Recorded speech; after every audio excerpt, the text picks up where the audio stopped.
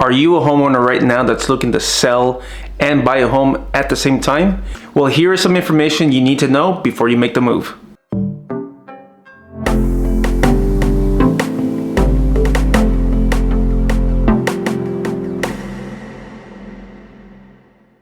I've been getting this question a lot on how this is accomplished. And that is how to sell your home, use those net proceeds to buy a home all at the same time. My name is Medina. I am a realtor here in Southern California, based out of the Inland Empire. Welcome back to my channel. If you're new to my channel and you like this information, please hit the like button, hit the subscribe button, and don't forget to hit that bell, and it'll alert you anytime I put up a new video. Okay, so now back to the question in hand. There's actually several ways to handle this. The two best ways are probably not the most convenient solutions for the sellers. The first one being selling your house and not having a place to go to after. If you're lucky, you can move in with a family or a friend for the time being while you find the replacement property. Well, then again, that being the best scenario, it's not the most convenient for you as the homeowner. And the reason why that would be the best scenario is because you already sold your house, you got your funds, and now you have the funds sitting in your bank and you're ready to make that offer and purchase the next home. The second solution would be selling your home and doing the rent back with the new homeowners. You can agree to rent it back for a month, 2 months, 3 months. And of course, the new homeowners would have to agree with something like that to make it happen. So the next option is to be a contingent seller / buyer, meaning that you won't let go of your current house until you find a replacement property. Now you have to let both sides know, the people buying your home and then the people that you're buying the home from. And that's all handled through the contracts. And we'll get into that in a few minutes. First thing I want to mention to the homeowners is you don't want to go out there and search for homes, whether it be online, driving around, visiting open houses,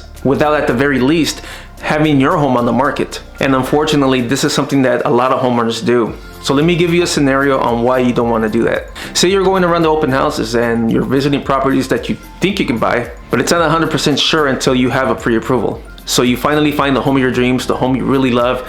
Now you want to go back to your agent and say, hey, I want to make an offer on this property. My immediate response would be, are you pre-approved? He would say no. My second question would be, do you have a home to sell before you can purchase this one? In this scenario, you would say yes. So my response would be, you have to have your home at the very least on the market already. Because if I'm the agent on the selling side, on the home that you really love and you want to make an offer on, today's market, we're going to be receiving several offers. And us agents tend to look at offers in this order: cash first, conventional, and government loans. So in this scenario, let's just say we're interested in the offer that you placed. You're making a great offer, you're making the high earnest deposit, you're showing us your proof of funds, everything looks great, but there's gonna be that check mark in the RPA that's gonna let me know that this offer is contingent on you selling your property. So the next thing I'm gonna do is I'm gonna check to see if you have your property on the market. And if it's not even on the market, my sellers more than likely will not even consider that offer. Depending on the seller situation, more than likely we're gonna be looking at offers that can close within 30 days. And if your home is not even on the market, we more than likely will not consider your offer. Now, let's just say you do have your home on the market. As a listing agent for the house that you want, first thing I'm going to want to look at is the escrow company that you're with and seeing if indeed you are in escrow. How long have you been in escrow? What contingencies have been removed from your escrow on your end? Your proof of funds, including what you're netting off that sale if it's contingent on that one closing to buy the one I'm selling to you. And of course, we want to look at the timeline to see how far along you are on those timelines and how long it's going to take for you to close that property to be able to close on the one you're wanting. Now, if you do have it on the market, but it's not in escrow, it's still going to be a tougher sell for the sellers due to not knowing when this property would sell, how long that would take when you have other offers right now that can close, in 30 days or less. Now, of course, I would still present that offer to my sellers and let them decide if they want to accept it or not. Now, if it's an offer they would consider, I go into the MLS and check on a few things. One is how long you've been on the market. Second would be the price that you have it listed for. I want to make sure that the list price that you have on that property is realistic. And by that, I mean, if you're in an area that sells for $900,000 and you have your home listed for $1 million and it's been sitting there for 60, 70, 80 days, it's more than likely not going to sell and it's going to sit there for a long time. And of course, I would present this information to my sellers and let them decide if they would want to wait long or do they want to accept an offer that can close again in 30 days or less. And this is a seller scenario that's more common. Like I said earlier, every situation is different. Maybe there are sellers right now that don't mind waiting. All right, so these are all your don'ts. So let me share with you a little advice of what I would do if I was representing you as the homeowner. So you're a homeowner, you've already decided you're gonna sell your home, you contact me, I come over and I do something called a CMA, a comparative market analysis, and share information about what the area is selling for and what you can possibly get for your home. We're gonna compare all those homes to yours and set a list price to present to the market. Now, based on that list price, I'm gonna give you a net sheet, which will show you all the costs associated with selling your property and how much you're gonna walk away with after the sale of your home. And this is called the estimated net sheet. So the next step would be to take that estimated net sheet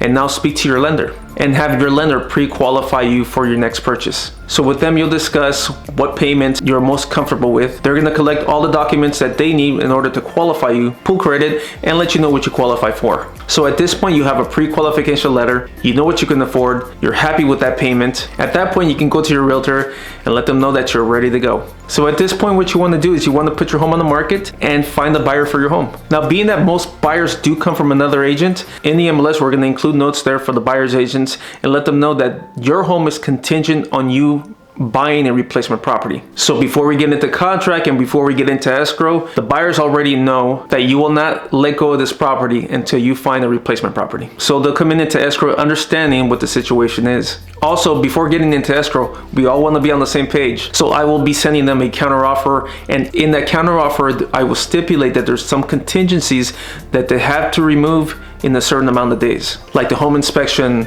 termite inspection, and appraisal. And the reason I do this is because when you go out looking for a property and you do find a home you love, when we submit our offer, it looks much better. Because first, we're gonna be submitting a great offer with great terms to your next home. And second, it's gonna show them that we are in escrow. And not only that we're in escrow, but we've also removed several contingencies, which puts us several steps ahead in our escrow to be able to close sooner. And that would put us in a much better spot to get our offer accepted on your next home. Now, I do want you to know that I've summarized, gave you all the highlights of what would happen when you sell and buy a home at the same time. And also wanted to remind you that every scenario is different. Every escrow is not the same. Now, if you're a homeowner that's thinking of selling and buying at the same time, please make sure to connect with me and I can share with you all of your options. So that's it for this video. If you have any questions or comments, please leave them below. And again, if you felt that this information was helpful to you, hit the like button, subscribe, and I'll see you guys on the next video.